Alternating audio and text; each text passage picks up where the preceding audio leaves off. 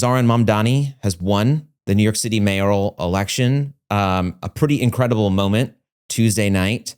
If you were watching on television, if you're watching on Fox News in particular, they were completely melting down over this. In some ways, I think that they're actually a little bit happy. This gives them something to get excited about on the air.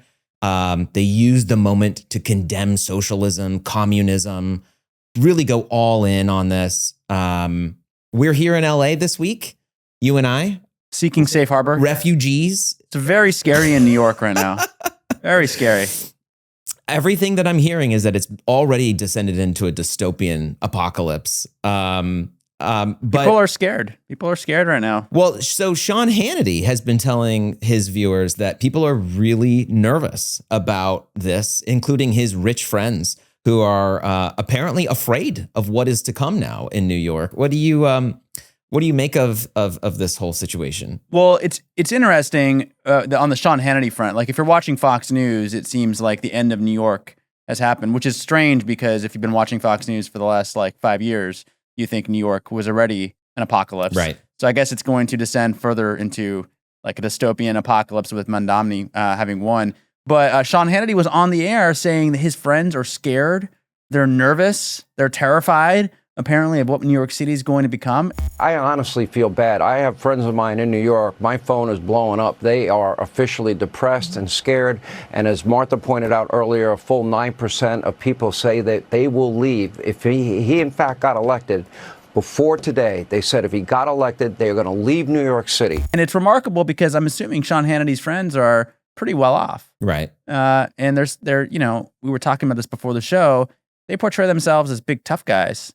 And they're nervous about Mamdani having won. It's the free buses. It's the potential grocery stores that the city might have with affordable food. I can only imagine how scary that must be for them. But it's happening on Fox. We're seeing their opinion hosts just go all in on this. It's also happening across the right-wing media space. Megyn Kelly on her show, mocking, Mamdani. But also between her, Steve Bannon, and others, also using this as a moment to attack, people who are of the Muslim faith and really going after Mamdani on that front. I think it was Steve Bannon who suggested that he be deported.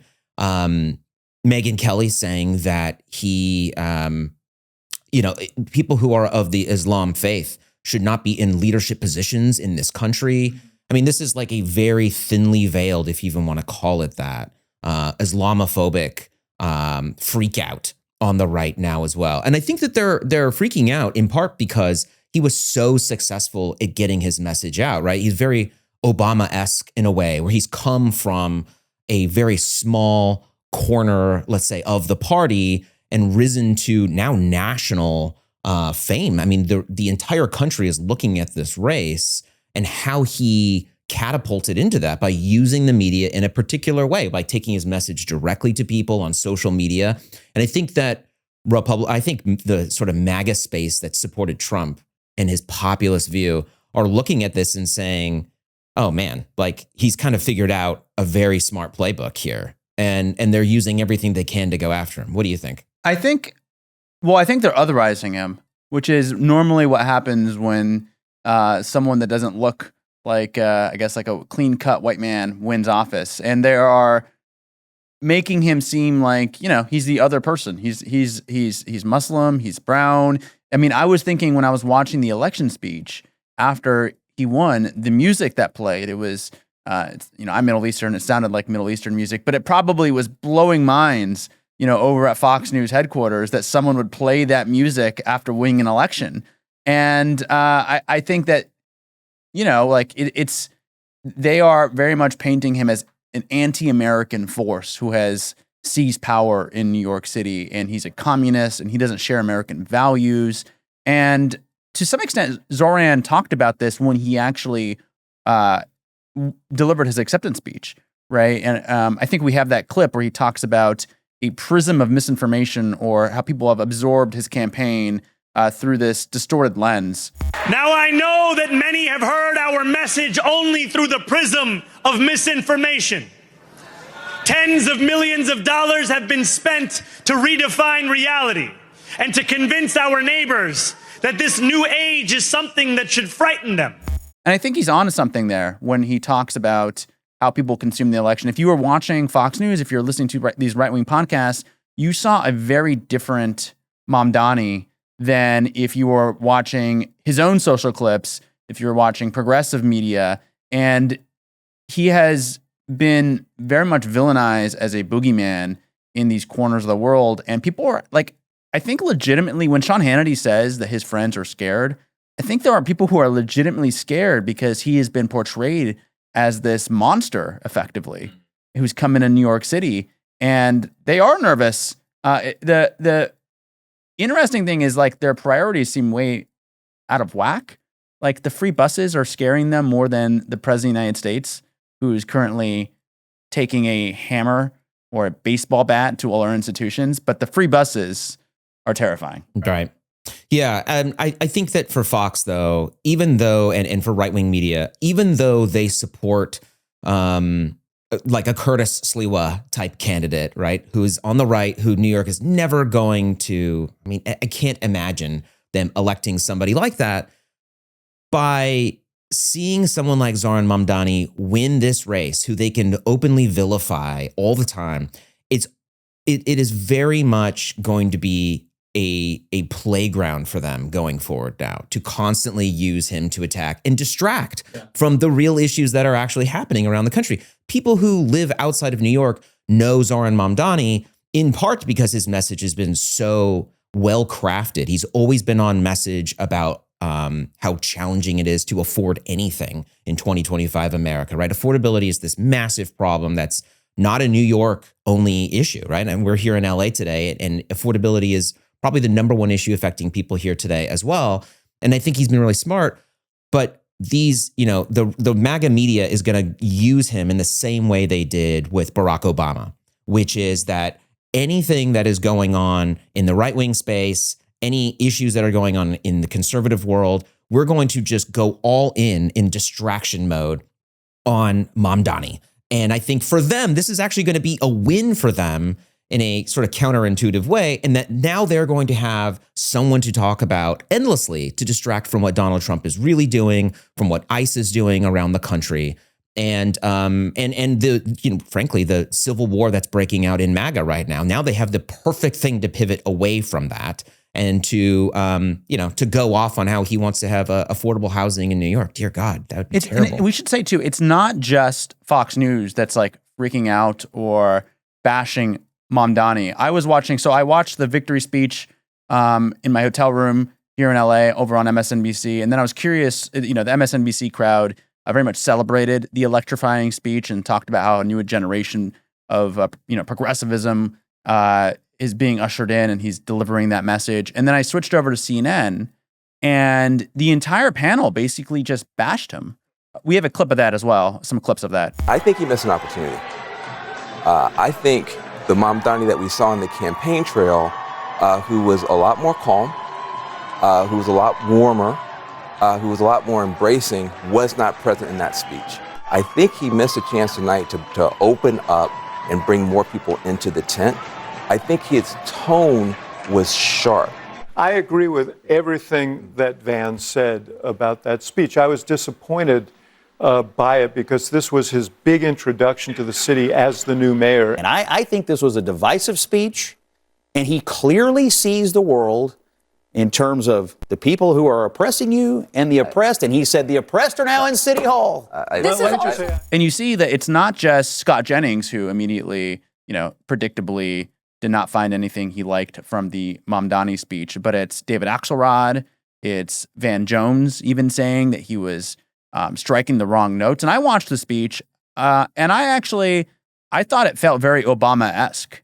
I thought it was a very youthful speech, one that was very energizing. And, then when I did turn on CNN, it just felt like these very older, an older generation felt very stiff, and they looked very out of touch. And I was also struck by the fact that the CNN panel didn't seem to have really anyone on there who was giving the Mamdani perspective. They paid Scott Jennings just to give out BS MAGA talking points all day long. And it felt like there's no representation of the young progressive wing on that panel. Yeah, I saw some of that myself. I was surprised that like Van Jones used his the Mamdani's acceptance speech, which I think was actually kind of soaring in many ways, like you said, and correctly said that many people don't really know who I am and don't really know of me other than through a distorted prism that they have viewed all of me and my speeches or, you know, my positions through. And I was surprised that Van Jones then used that to say that he was like screaming and all that. If you've ever been into a political rally or a celebratory room like that, it's very loud. So I can only imagine too that you're not even clear on how loud you are speaking into a microphone in real time. So you might come across maybe a little excited. You did just win, by the way. Against all odds. Right. Against You did literally just all win. odds. And the He people might that be were screaming. on that panel were probably saying that, you know, a year ago, were dismissive of his campaign. Right. And so he wins against all odds, and he comes out there and delivers a defiant victory speech, which, you know, I would expect him to deliver as well, and delivers a blunt message to Donald Trump, basically saying, if you want to come here with ICE, you got to get through all of us. And, you know, he directly looked into the camera and told Donald Trump, turn up the volume, because he was delivering a message directly to him through the cameras.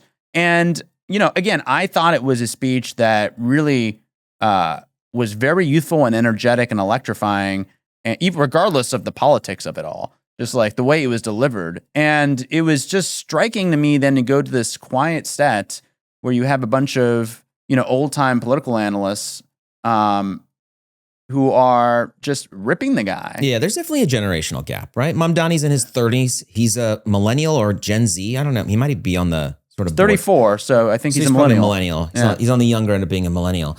Yeah, there's definitely a generational gap on that. And it is kind of striking how in that moment, a really big moment, right?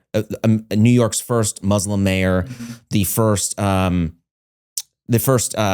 democratic socialist in 100 years, I believe, and using that to portray him in a sort of negative light. It's kind of surprising.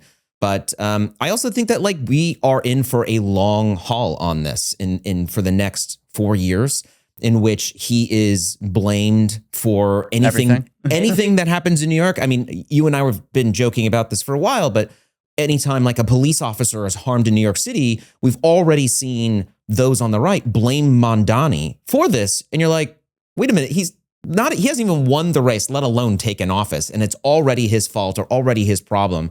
Forget Eric Adams, the like current mayor who's, you know, current train wreck.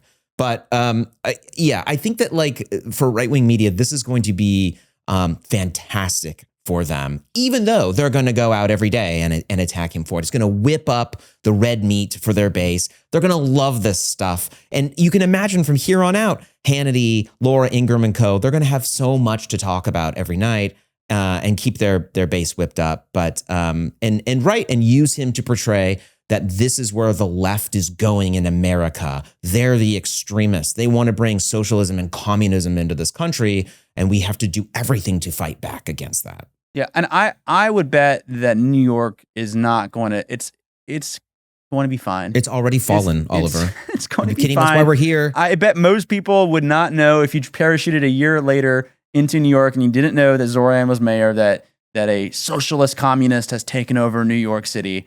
You know, I think everyone's going to be fine, but on certain channels, I'm sure it's going to be portrayed as an apocalypse, which it has been portrayed for, you know, several years as this crime-ridden hellhole.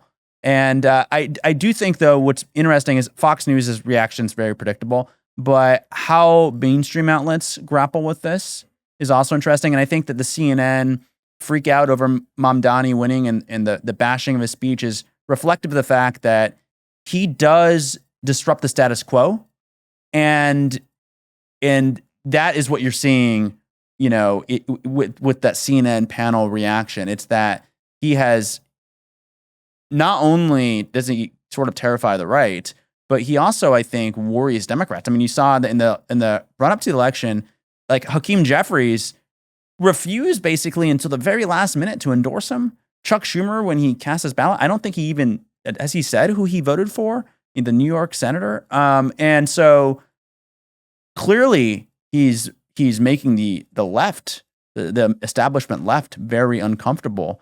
And I think that they're finally coming to terms with the fact that the AOCs of the world, the Mamdanis of the world, even Bernie Sanders, the people that are authentic and have progressive views are actually the stars of the party. And the Chuck Schumers and the Hakeem Jeffries, I don't know what the plural version of that is, but they're not. They're not. That's not where the energy is.